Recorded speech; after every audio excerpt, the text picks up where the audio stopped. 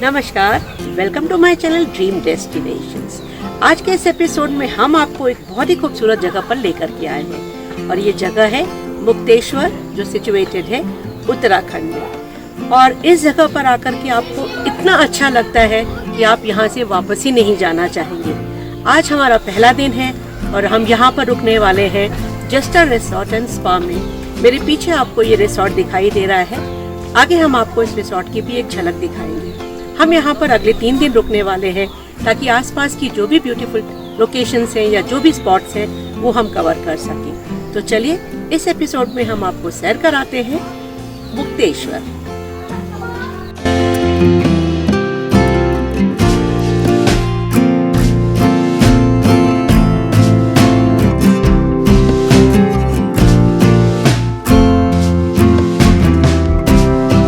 मुक्तेश्वर उत्तराखंड के नैनीताल डिस्ट्रिक्ट में सिचुएटेड है और इसकी हाइट है करीब 2286 मीटर, दैट इज़ 7800 फीट। और ये एक बहुत ही खूबसूरत हिल स्टेशन है जहाँ से नंदा देवी, त्रिशूल आदि जो हिमालय की पीक्स हैं वो दिखाई देती हैं। और ये जगह नैनीताल से करीब 52 किलोमीटर के डिस्टेंस पर है और जो भरा है हरी भरी पहाड़ियों और खूबसूरत नज़ारों से। यहाँ पर आकर के जब आप चारों तरफ का नज़ारा देखते हैं तो सचमुच मानो कहीं खो जाते हैं। दिल्ली से मुक्तेश्वर का डिस्टेंस करीब 350 किलोमीटर है और यदि आप बाय रोड आना चाहते हैं तो वाया मुरादाबाद, हल्द्वानी, काठगोदाम और भीमताल होते हुए करीब 8 घंटे में आप मुक्तेश्वर तक पहुँच सकते हैं। और यदि आप बाय ट्रेन आने के इच्छुक हैं तो आपको नियरेस्ट जो यहाँ का रेलवे स्टेशन है दैट इज़ काठगोदाम, जहाँ से आगे का जो डिस्टेंस है करीब 73 किलोमीटर का वो आपको बाय रोड ही पूरा करना पड़ेगा और जिसके लिए बसेस या टैक्सीज इजीली अवेलेबल हैं। और यदि आप बाय एयर आना चाहते हैं तो जो नियरेस्ट एयरपोर्ट है दैट इज़ पंतनगर एयरपोर्ट, जो कि मुक्तेश्वर से करीब 100 किलोमीटर के डिस्टेंस पर है।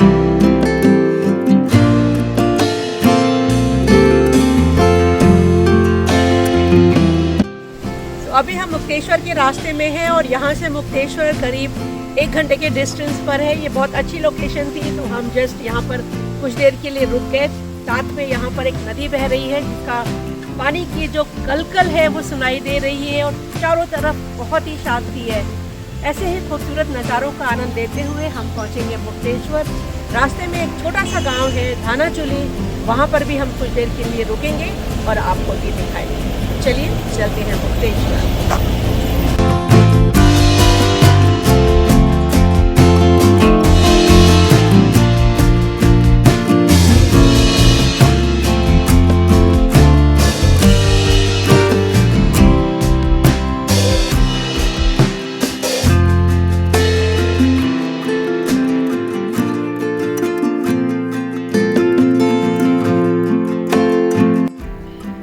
पहुंच गए हैं धानाचूली। ये भीमताल से करीब 29 किलोमीटर के डिस्टेंस पर एक छोटा सा खूबसूरत सा गांव है जिसकी पॉपुलेशन काफ़ी कम है, इसीलिए ये आज भी उतना ही शांत और उतना ही पोल्यूशन फ्री है। यहाँ पर आप जैसे मेरे पीछे देख रहे हैं खूबसूरत वैली है, साथ ही साथ यहाँ पर बहुत सारे फलों के बागीचे हैं। जैसे पीछे आपको बिल्कुल मेरे पीछे ये एक सेब का पेड़ दिखाई दे रहा है। इस तरह से बहुत सारे यहाँ पर आपको पेड़ मिलेंगे और जिस शांति और सुकून की तलाश में हम मेट्रोज में रहते हैं वो यहाँ पर आपको ज़रूर मिलेगी। मुक्तेश्वर से बस 10 किलोमीटर के डिस्टेंस पर है और देखिए कितने खूबसूरत ये पेड़ों पर लदे हुए सेब।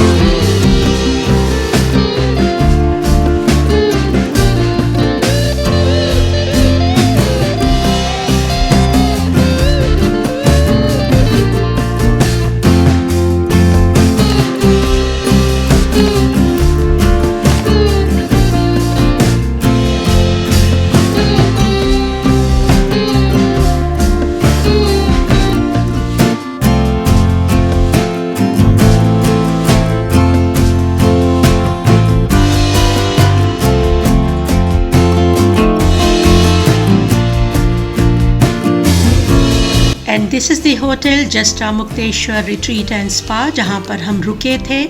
और ये हिल टॉप पर बना एक बेहद ही खूबसूरत रिसोर्ट है जहाँ से चारों तरफ का व्यू बहुत ही खूबसूरत नज़र आता है। इस होटल में आपको बहुत सारे एक्टिविटीज़ बच्चों के लिए मिलती हैं और साथ ही साथ यहाँ का जो खाना, यहाँ की services, everything is so good. लेकिन आप पहले से बुकिंग करा करके आएँ क्योंकि सीज़न पर आमतौर पर ये फुल रहता है।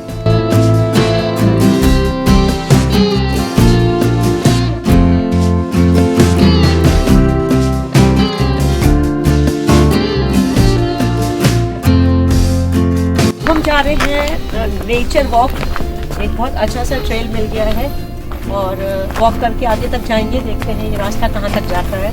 बहुत अच्छा लग रहा है। शाम के 6:30 बजे हैं इस समय, लेकिन हल्की ठंड भी है और थोड़ा और टाइम बीतेगा तो शायद ठंड और बढ़ेगी। ये पूरी वैली है सामने, बहुत ही खूबसूरत, इतना सुंदर नज़ारा है कि आप खुद को भी भूल जाएंगे यहाँ पर आकर के। चलिए देखते हैं कहाँ तक ये रास्ता जाता है।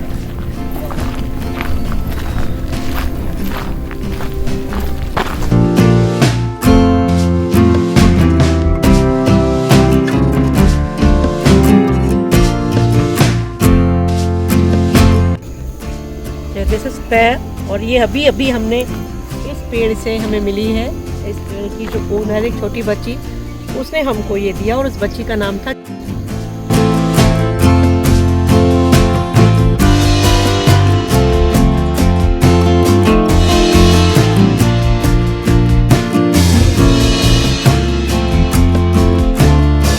मुक्तेश्वर में आज हमारा पहला दिन है और दिन की शुरुआत हम करने जा रहे हैं मुक्तेश्वर महादेव टेम्पल के दर्शन से। तो चलिए चलते हैं दर्शन करने।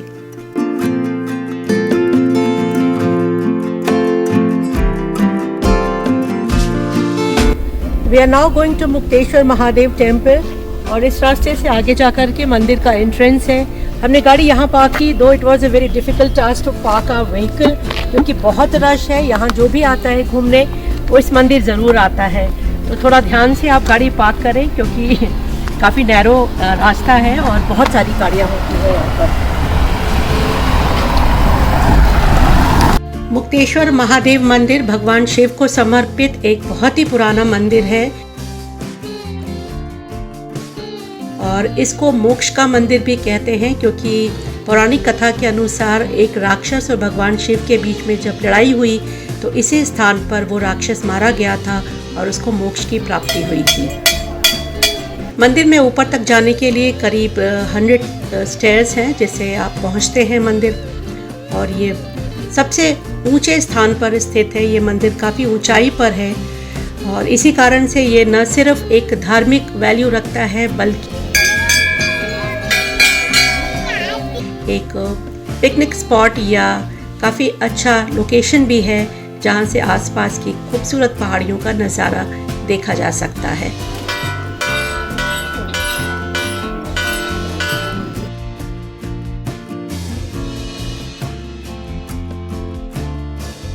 ये मंदिर भगवान शिव को समर्पित 18 प्रमुख मंदिरों में से एक है और कहते हैं यहाँ पर सभी भक्तजनों की मनोकामना पूर्ण होती है।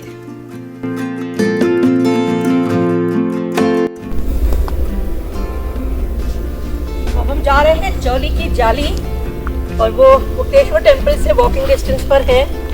बहुत मज़ा आ रहा है। इतना अच्छा रास्ता है, इतना खूबसूरत, चारों तरफ पेड़ों के बीच में से ये पतले पतले रास्ते। I am enjoying like anything. अभी मैं पी रही हूँ बुरांश का जूस ना। बुरांश का लोकल फ्लावर है जिसका जूस बनता है। रोडोडेंड्रॉन इंग्लिश में नाम है। रोडोडेंड्रॉन इंग्लिश में, इसको बोटानिकल नेम इज रोडोडेंड्रॉन और बहुत टेस्टी है। हाँ, फायदेमंद भी है, बहुत फायदेमंद भी। क्या फायदे है इसके? ये हार्ट के लिए, बीपी के लिए, शुगर के लिए, अस्थमा के लिए बहुत अच्छा रहता है मैम। और ये फैट को इकट्ठा नहीं होने देता बॉडी पे। और दूसरा ये है कि आपको ये ब्लड को प्यूरिफाई करता है और स्किन पे ग्लो दिख जाता है। अगर खून साफ होगा तो तभी आप लोगों की स्किन चमकती रहती है। मैडम आप लगता है फैक्ट्री में सही गई थी, इसलिए आपकी स्किन भी बहुत ग्लो कर रही है। पर इसमें नमक है ना, उसमें नमक नहीं था। ये पहाड़ की संजीवनी लगा लीजिए। मुक्तेश्वर मंदिर के बगल में ही है चौली की जाली, जो कि एक खूबसूरत पर्यटक स्थान है और ये पहाड़ी की चोटी पर बसा हुआ है, इसलिए और भी सुंदर नज़र आता है। ये वही स्थान है जहाँ पर हर साल शिवरात्रि के दिन मेला लगता है और जैसे कि आप देख रहे हैं, रास्ता बेहद खूबसूरत है और बहुत पास है, अराउंड 250 मीटर्स के डिस्टेंस पर है, तो आप इजीली वॉक करके चौली की जाली तक पहुंच सकते हैं। चौली का अर्थ होता है रॉक और जाली मतलब होल। तो इस जगह पर यदि आप देखेंगे तो ऊपर एक रॉक है जिसमें एक होल बना हुआ है और जिसके कारण इसका नाम चौली की जाली रखा गया है। और यहाँ से आकर के जो चारों तरफ का नज़ारा है वो देखने लायक है। आप इस जगह बैठ कर के फ़ोटोज़ क्लिक करवा सकते हैं, खूबसूरत नज़ारों का आनंद ले सकते हैं और साथ ही साथ यहाँ पर बहुत सारी ऐसी एडवेंचर एक्टिविटीज़ हैं जिसका आप यहाँ पर आनंद उठा सकते हैं। जैसे कि आप देख रहे हैं सामने ये बच्चा जा रहा है वैली क्रॉसिंग के लिए और बहुत ही मज़ेदार। मैंने भी कुछ 1-2 एक्टिविटीज़ की। यहाँ पर आकर के इस तरह की एक्टिविटीज़ करने का आपका ज़रूर मन करेगा। और ये जो सामने आपको दिखाई दे रहा है ये वही है जाली या होल जिसके बारे में एक पौराणिक कथा है कि अगर कोई स्त्री जिसको बच्चे नहीं हो रहे हैं तो शिवरात्रि के दिन अगर इस होल में से निकलती है तो उसको संतान प्राप्ति होती है। और इसीलिए ये स्थान अपने आप में एक बहुत ही फेमस स्थान हो जाता है। अब ये बात कितनी सच है वो तो नहीं मालूम, लेकिन लोगों से हमें यही पता चला।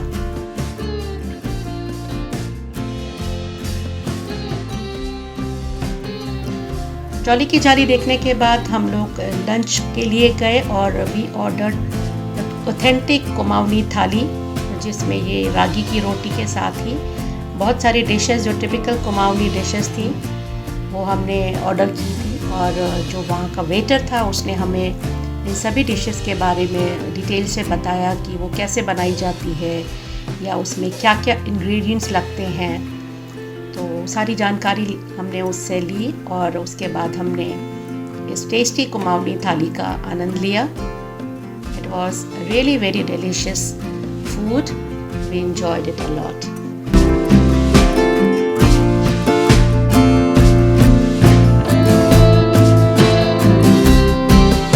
Mukteshwar is such a beautiful place कि आप यहाँ पर बस ऐसे ही इन टेढ़े मेढ़े ऊंचे नीचे रास्तों पर वॉक करते रहिए और आपको बहुत अच्छा लगता है। तो हम भी रोज़ ऐसे ही बिना किसी मकसद के वॉक करते थे और ये यहाँ के जो लोकल कुछ बच्चे थे उनसे बात करते थे।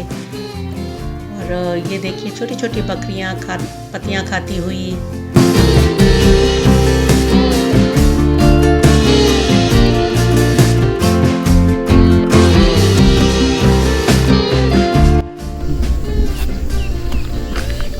ये सामने यहाँ का एक स्कूल नज़र आ रहा है, गवर्नमेंट स्कूल है।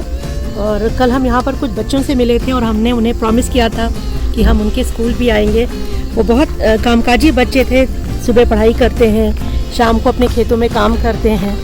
सो दे जस्ट इंसिस्टेड कि आप आइएगा हमारे स्कूल। तो अब हम इस समय स्कूल जा रहे हैं, देखते हैं वहाँ पर कितने बच्चे हैं, कैसे पढ़ाई होती है ऐसे एरियाज़ में। बीइंग अ टीचर मुझे बहुत क्यूरियोसिटी हो रही है ये जानने की कि हमारे देश का जो भविष्य है ये बच्चे ऐसे छोटे छोटे एरियाज़ में किस तरह की पढ़ाई करते हैं और फिर आगे वो जीवन में जा कर के बड़े बड़े काम करते हैं।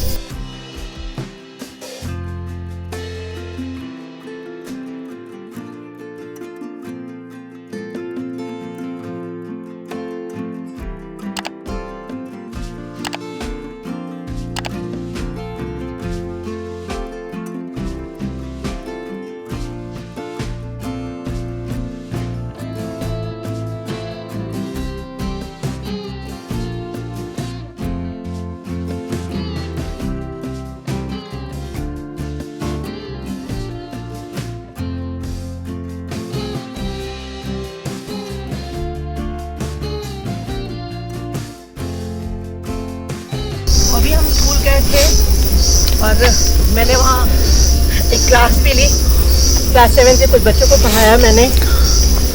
और बहुत प्यारे बच्चे थे, इतने अच्छे, इतने डिसिप्लिन बच्चे जो शायद शहरों में आपको कम ही दिखाई। और मैं थोड़ा क्योंकि काफ़ी नीचे था, ऊपर चढ़कर आ रही हूँ तो सांस मेरी चढ़ रही है, मगर दिस वॉज अल्टीमेट एक्सपीरियंस। छोटी सी जगह पर आकर बच्चों के साथ कुछ समय बिताना was something really great.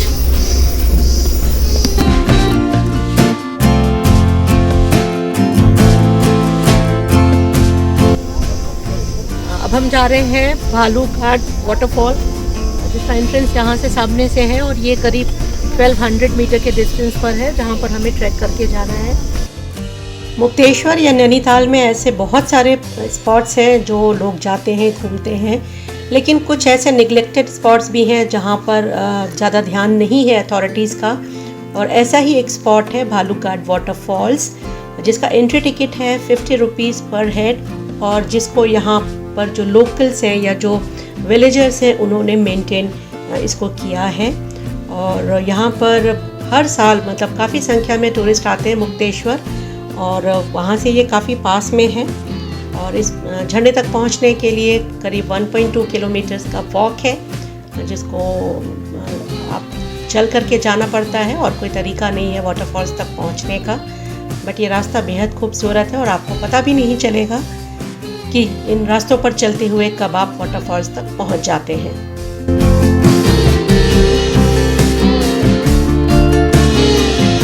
We have come halfway, करीब 600 मीटर्स हम आ चुके हैं, और ये सामने एक वाटरफॉल है।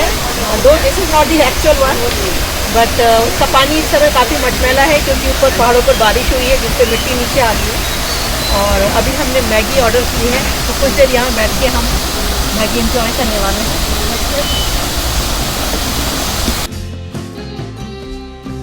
और इस पूरे रास्ते पर आपको जगह जगह ऐसे छोटे छोटे से पॉइंट्स मिलेंगे जो कि मैगी पॉइंट्स के नाम से फेमस हैं।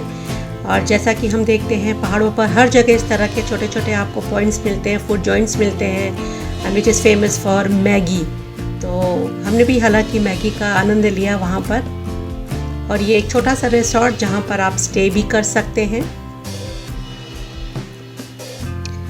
एक और बात का ख्याल रखिए, जब आप यहाँ जा रहे हैं वाटरफॉल्स में, तो आप या तो वाटरप्रूफ सैंडल्स पहने या तो कंफर्टेबल शूज़ जो कि वाटरप्रूफ भी हो उसका ही यूज़ करें, क्योंकि काफ़ी लंबा पैदल चलना पड़ता है और बीच बीच में आपको पानी से होकर भी गुजरना पड़ता है।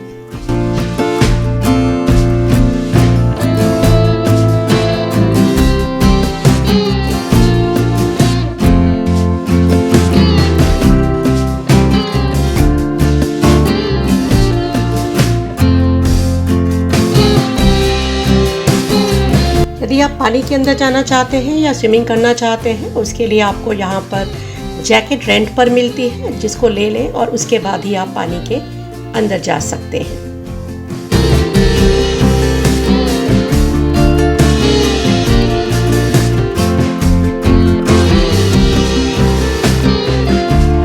और जैसा कि आप देख रहे हैं पानी में से होकर के ही आपको निकलना पड़ता है, तो कंफर्टेबल शूज़ होने चाहिए।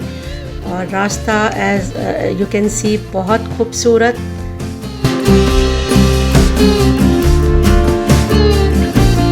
और चलते चलते रास्ते में हमें एक पानी पूरी की भी शॉप दिखाई दी, and I could not resist my self.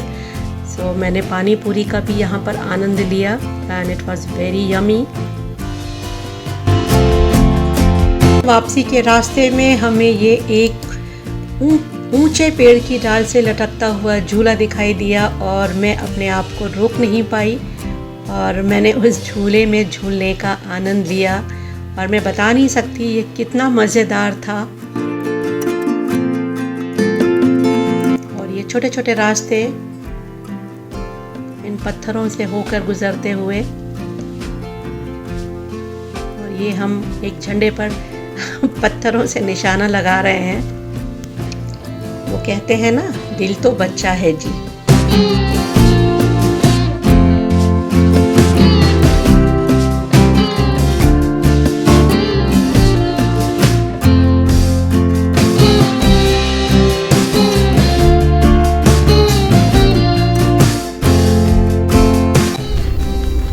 Mukteshwar का हमारा ये सफ़र अब यहीं पर ख़त्म होता है। मुझे उम्मीद है आपको ये एपिसोड ज़रूर पसंद आया होगा। अपने अगले एपिसोड में हम अपने अगले पड़ाव पर आपसे फिर मिलेंगे। उत्तराखंड में ऐसी बहुत सारी लोकेशंस हैं जहां पर आप अवश्य आना चाहेंगे, मगर कुछ बातों का ध्यान ज़रूर रखिएगा। इस जगह पर जब भी आप मुक्तेश्वर आने का प्लान करते हैं, प्लीज़ अवॉइड सैटरडे संडे, क्योंकि यहाँ पर सैटरडे संडे को बहुत रश होता है और कहीं भी पार्किंग नहीं मिल पाती है। So it is always better to come during week days, जिससे कि आप इस जगह का पूरा आनंद उठा सकें। तो चलिए, इसी के साथ आपकी होस्ट अर्चना श्रीवास्तव आपसे विदा लेती है। मिलेंगे अगले एपिसोड में, तब तक अपने परिवार का बहुत ख्याल रखें। Bye bye, take care.